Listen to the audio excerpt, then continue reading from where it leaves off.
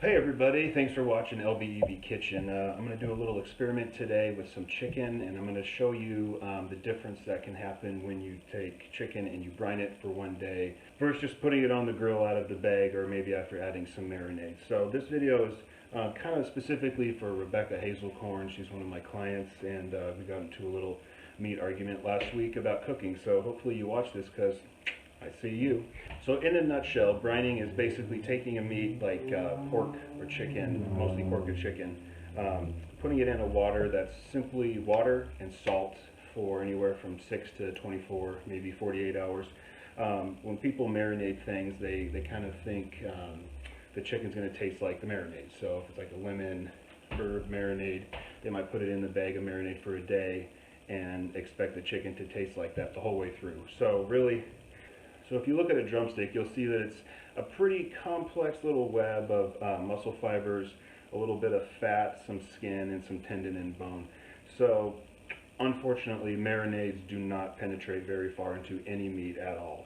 Norm, this guy I really like from a sous vide group I'm in, basically says that marinades won't penetrate farther than 1/8 of an inch. And now that's not far at all. This is almost 2 inches across. So when we brining basically forces water and salt into the meat. It's really the only thing that's going to penetrate it all the way through. Marinades won't, dry rubs won't, of course. Doesn't matter how long you marinate it, it won't get farther in than about 1/8 of an inch. So what we're going to do today is we're going to do a little experiment. I'm going to brine 5 pieces of chicken. I'm going to weigh them before and after brining and before and after cooking. And I'm going to use the weight of that to show how much moisture is added from brining and how much moisture is retained after cooking. Then I'll take the other 5, I won't brine them, I'll simply weigh them before and after cooking to show what they weigh before, obviously, and how much moisture is lost during the cooking process. So the weight that's left over after the brining process and after cooking should be about the moisture that's left in there.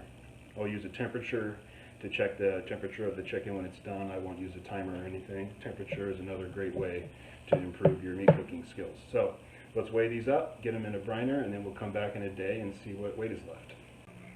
All right, well, first things first, let's start with the brining. So I'm going to put this plate on the scale, tear it out. Then I'm going to weigh each drumstick, record the weight, put it in its according bag. So number 1, 118 grams. Number 2, 107 grams. Number 3, 152 grams. Number 4, 154. And number 5, 119. All right, that was easy enough. Let's do the unbrined chicken now. Number 1, 141. Number 2, 139. Number 3, 138. Number 4, 133. Number 5, 106. Okay, we've got the preliminary weighing done. What we're going to do now is I'm going to take each of these chicken bags and I'm going to put it with 3/4 of a gallon of cold water and 1/2 cup of sea salt. So if you're wondering why they're in bags, it's so I can keep the number on there and know which one is which, but worry not. I've poked the exact same amount of holes in each bag. So the water will be in the bag, but I can keep track of which one is which.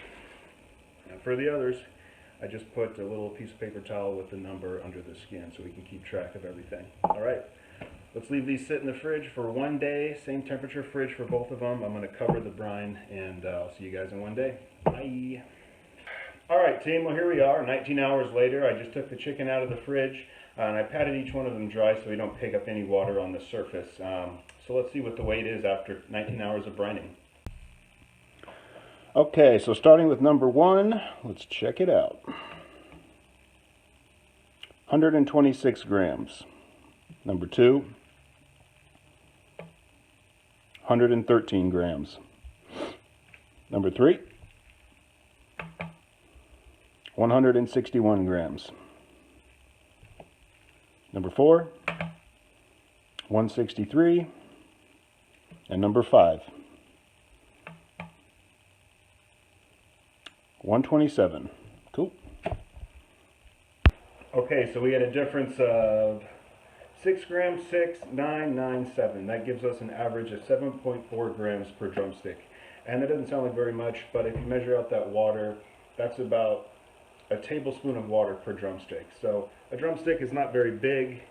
You add a tablespoon of water inside that, you're going to get a lot more moist meat. So I'm going to go throw these on the grill, same temperature for both of them. Use a thermometer to check the center when it's done, and then I'll come back in and weigh them and see what we're left with. Let's go. All right, here we go. The moment of truth, starting with the unbrined chicken. Number 1, 127. Number 2, 130. Number 3, 126. Number 4, 120. And number 5, 98. Alright, last but not least, let's do the brining. Number 1, 109 grams. Number 2, 99 grams. Number 3, 146 grams. Number 4, 150 grams. And number 5, 107 grams. Well, just as I expected, the brining is superior. So, the average loss of the brining is 7 grams on the dot after 20 minutes cooking at 350 degrees on a 350 pizza stone. The average loss of the unbrined chicken was 11.2 grams, so 5.2 grams over the brined chicken. So like I said before, it may not sound like very much, but that's over a tablespoon per chicken. And you can see it's not a very big piece of meat, so 5 extra grams of moisture in there is going to keep it juicy without drying it out. So just to finish this up real quick, let's cut these open and take a look at the inside to see what the moisture looks like.